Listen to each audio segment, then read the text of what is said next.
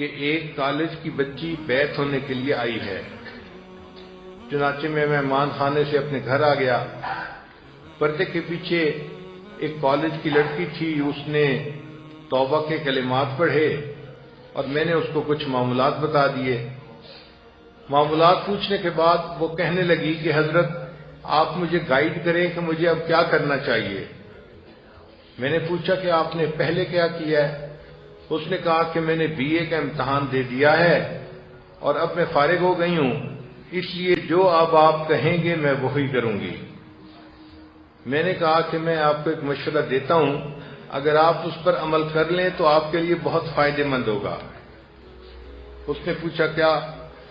میں نے کہا کہ ہمارے مدرسے کے جو وفاق کے امتحان ہیں ان میں تقریباً 4 مہینے ابھی باقی ہیں، تو آپ ایسا کریں کہ آپ اس کے پہلے سال کے اندر داخلہ لے لیں عالمہ کورس میں، اور چونکہ آپ نے بی اے پڑھا ہوا ہے تو آپ کے لیے پہلا سال کی کتابیں پڑھنا اتنا مشکل نہیں ہوگا، اور ہم آپ کی اسپیشل فیور بھی کریں گے کہ جو مدرسے کی معلمات ہیں ان سے گزارش کریں گے کہ آپ کو دن میں بھی پڑھائیں، اور جب مدرسے کی بچیاں چلی جاتی ہیں ڈے اسکالر تو اس وقت میں وہ آپ کو 1-on-1 بیسس پہ ٹائم دے کے مزید بھی ٹیوشن ورک کریں تاکہ آپ کی پروگرس اچھی ہو جائے۔ اس نے کہا ٹھیک ہے، میں اپنی امی سے بات کر کے کل آ کے داخلہ لے لوں گی۔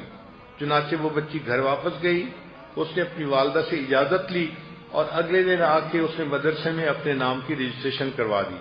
اس نے پڑھنا شروع کر دیا۔ ہم نے بھی معلمات سے کہہ کے اس کا ایک اسکیجول بنوا دیا کہ وہ دن میں بھی کلاس کے ساتھ پڑھے، اور جب دوپہر کو کلاس سے چھٹی ہو جائے تو پھر وہ ٹیوشن ورک کرے تاکہ جو اس کا کورس رہ گیا ہے اس کو بھی وہ کور اپ کر لے۔ چنانچہ اس طرح اس بچی کی تعلیم کا سلسلہ بہت اچھا چلنا شروع ہو گیا۔ بچی بھی بہت شوق سے پڑھنے لگ گئی۔ ہم مطمئن ہو گئے کہ اللہ تعالیٰ نے فضل فرما دیا۔ پھر ایک دن ایسا ہوا کہ مجھے گھر والوں نے اطلاع بھیجی کہ جی فلاں بچی جو ہے وہ آج صبح سے رو رہی ہے اور کسی سے کوئی بات ہی نہیں کر رہی، اور بس اس کی آنکھوں سے آنسو ہی ٹپکتے چلے جا رہے ہیں۔ میں نے بھی اس سے بات کرنے کی کوشش کی ہے تو اس نے مجھ سے بھی بات نہیں کی، تو آپ پلیز گھر آئیں اور آپ آ کے اس سے بات کریں، ہو سکتا ہے کہ وہ آپ کے سامنے اپنی بات کو کھول دے۔ چنانچہ پھر میں مہمان خانے سے گھر آیا، اس بچی کو ہم نے پردے کے پیچھے بٹھایا، اس سے میں نے پوچھا کہ کیا ہوا۔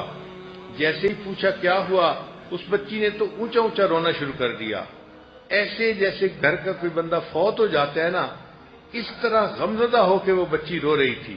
تو مجھے محسوس ہوا کہ some thing is seriously wrong some where, بچی بہت زیادہ دکھی ہے، پریشان ہے، تو اس کی پریشانی کا کوئی حل ڈھونڈنا چاہیے۔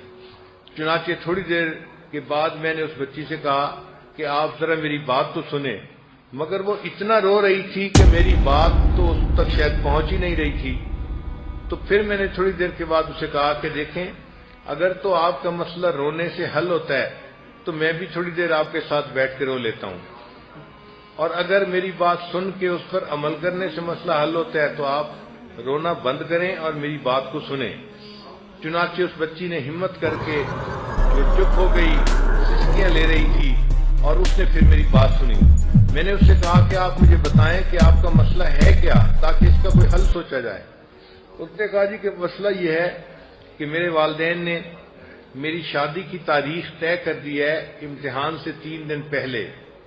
اب اگر امتحان سے 3 دن پہلے میری رخصتی ہو جائے گی تو میں تو ان دنوں میں امتحان نہیں دے سکتی، میرا تو سال ضائع ہو گیا، اور میں انکار بھی نہیں کر سکتی، اور والدین کے فیصلے ہیں، انہوں نے فیصلہ بھی کر دیا اور اناؤنس بھی کر دیا۔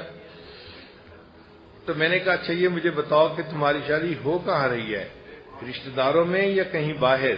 اس نے کہا نہیں، میری پھوپھی کا بیٹا ہے، میرا فرسٹ کزن ہے، اس کے ساتھ ہو رہی ہے۔ میں نے کہا اچھا اب میری ایک بات سنو کہ پھوپھی کا بیٹا یا اتنا فرسٹ کزن، آدمی کو کچھ نہ کچھ اس کی شخصیت کا اندازہ ہوتا ہے۔ کہتے ہاں میں بچپن میں ہم اکٹھے کھیلتے تھے، میں جانتی ہوں اس کو کہ اس کی شخصیت